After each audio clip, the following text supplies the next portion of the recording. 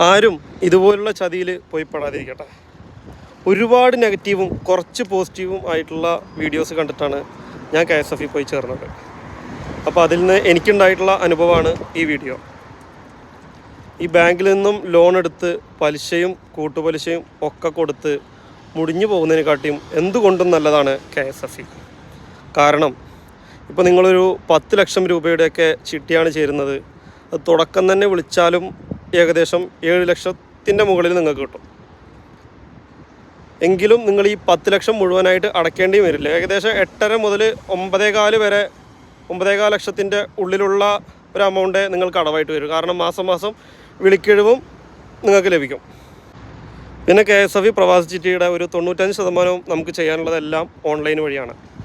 അതിപ്പോൾ മാസത്തിലുള്ള ഇൻസ്റ്റാൾമെൻറ്റ് അടയ്ക്കലായാലും, പിന്നെ നിങ്ങൾ ചിട്ടി വിളിക്കുന്നതും ചിട്ടിയിൽ ചേരുന്നതും, പിന്നെ ഈ ഡോക്യുമെൻ്റ് സബ്മിറ്റ് ചെയ്തതിന് മാത്രമാണ് നമുക്ക് ബ്രാഞ്ച് സമീപിക്കേണ്ടതുള്ളൂ. അത് നമ്മുടെ അടുത്തുള്ള ഏത് ബ്രാഞ്ചിലും നമുക്ക് അതിൻ്റെ ഡോക്യുമെൻ്റ് കൊടുക്കാൻ പറ്റുള്ളൂ. അത് ഗോൾഡ് ആവാം, അല്ലെങ്കിൽ സ്ഥലത്തിൻ്റെ ഡോക്യുമെൻ്റ് ആവാം, അല്ലെങ്കിൽ ഗവൺമെൻറ് എംപ്ലോയിയുടെ സാലറി സർട്ടിഫിക്കറ്റ് ആവാം, അല്ലെങ്കിൽ ആ എമൗണ്ടിലുള്ള നിങ്ങൾ എന്തെങ്കിലും ഇൻഷുർ അടച്ചിട്ടുണ്ടെങ്കിൽ അതാവാം. അങ്ങനെ ഒരുപാട് ഓപ്ഷൻസ് ഉണ്ട്. അപ്പോൾ എനിക്കിത് എന്തുകൊണ്ടും നല്ലൊരു ഓപ്ഷനായിട്ടാണ് തോന്നിയത്.